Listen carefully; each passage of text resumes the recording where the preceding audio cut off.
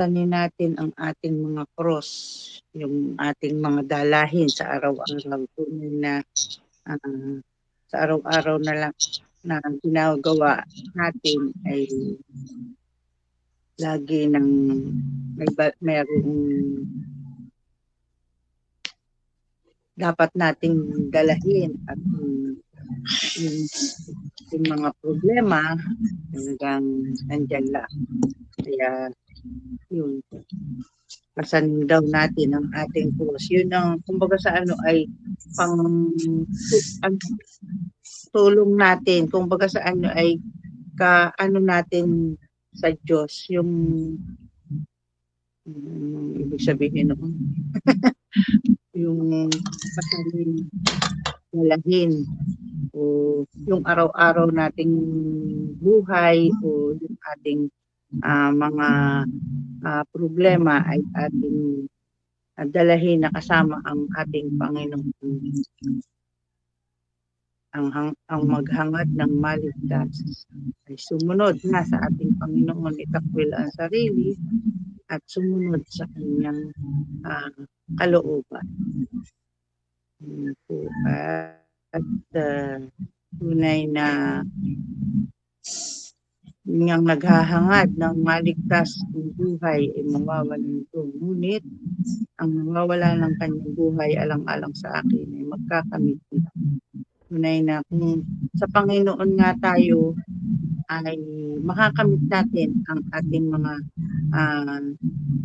naisin o yung ating maganda yung naisin natin sa buhay, yung makakamit natin alang-alang sa ating Panginoon. Lagi lang tayong sumunod at panghawakan ang mga salita ng Diyos. Lamang po at maraming salamat po. Yan po. Ako po naman. Wala po akong kopya ng ating prayer. Pero sa akin po naman, yung po sunod-sunod na ating sharing mula kay Pastor Alvin, yung pagbabalik ng hindi lang po material na bagay. Dito po, nagrema sa akin ang salitang pagbabalik. Dahil alam naman natin na lahat ng bagay ay pag-aari ng Diyos. Ano man po itong nasa atin. Pero sa akin pong nararamdaman, ako'y hirap na hirap. Alam natin na even ang ating buhay, ang ating mga mahal sa buhay, ito ay lahat ay sa Diyos. Lahat itayo Kanya. Lahat ito'y Kanyang ginawa para sa atin. Ang lahat ay pahiram lang sa atin. Pero sa naramdaman ko pong nangyari sa buhay ko, kahit alam ko ang salita at pangako ng Diyos, ang puso ko bilang ina ay nalulungkot. Lungkot na lungkot ako hanggang ngayon. Nung mangyari po yun sa aking anak, parang tumigil ang mundo sa akin. Parang hindi ko matanggap na kinuha na ng Diyos siya. Dahil yun naman ay talagang Kanya. Ipinahiram lang niya sa akin. At tayo nga pong tao, likas na madamot. Likas na pag napasa atin na hindi na natin gustong bitiwan. Ito man po ay material. Yung pagtatights natin, naroon na ang gusto ng Diyos ay ibigay.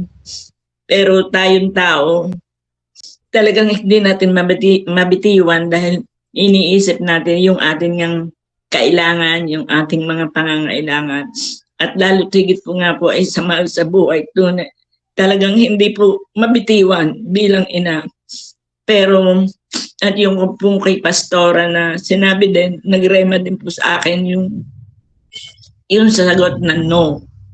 Dahil nga sabi ng Diyos, hindi laging yung feeling mo ang ibibigay ko, yung iyong kasiyahan.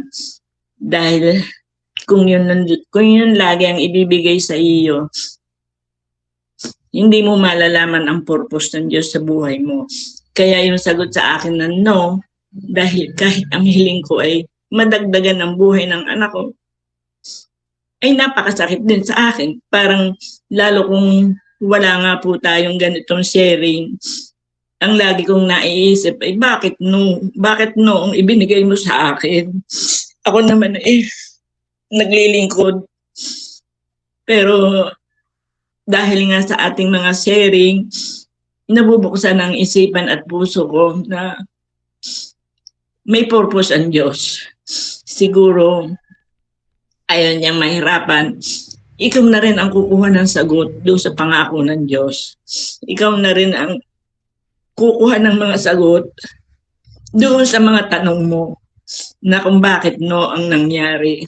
At doon nga po sa ating pagninilay-nilay, nabubuksan ang isip ko, gumagaan ang puso ko, pag narinig ko ang mga bagay na ito. Sunod-sunod po yung mga revelation sa akin ng Diyos na minsan pag nakikita ko naiisip ko yung araw-araw naming routine na ginagawang mag-ina, ako'y lungkot na lungkot pa rin. Siguro, pinakamahirap ang mawalan ng isang anak na galing sa puso mo, galing sa dibdib mo ang pagmamahal. Pero salamat mga kapatid sa panalangin, salamat sa mga salita ng Diyos na dapat natin panghawakan. Tulad din ngayon na sharing ni brother na unahin mo yan Diyos at lahat ng bagay ipagkakaloob sa iyo. Ang hirap pa rin hanggang ngayon, siguro matagal, pero hindi ko binibitiwan ang mga pangako ng Diyos at yung pangako ko doon sa aking anak na kahit siya wala na, ipagpatuloy ko ang paglilingkod sa Diyos. At talagang ang akala ko ako'y matatag na. Ang akala ko yung dumating sa buhay kong ito ay mabilis lang mawawala, pero habang tumatagal, habang araw-araw ay may mga minuto ang dumadating sa akin, mabuti na nga lamang po at meron tayong morning devotion. Pag ako hindi makatulog, maaga pa, may mga reflection tayo na nababasa natin ng salita ng Diyos. Ang hirap pa rin hanggang ngayon sa akin. Pero ang pagmamahal ng Diyos, ang akin na lang ang dinidilang mula sa umpisa hanggang sa ngayon, yung kanyang mga pangako rin naman sa akin na tinupad niya.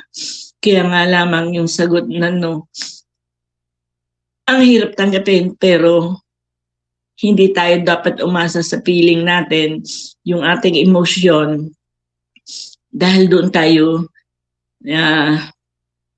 kinukuha ng kaaway. Yung mga tanong natin sa Diyos na hinuhuli tayo ng kaaway para lumayo sa Panginoon. At mahirap ang dinadanas ko ngayon. Hanggang ngayon ako'y talagang nahihirapan. Pero hindi ako titigil ng pagsaserve sa Panginoon. Dahil siya ang may gawa sa akin, siya ang may gawa sa aking anak na ibigay natin ng maluwag sa dibdib. Dumadanas ang oras na nahihirapan. Pero pag ikay nagbasa ng Bible, pag ikay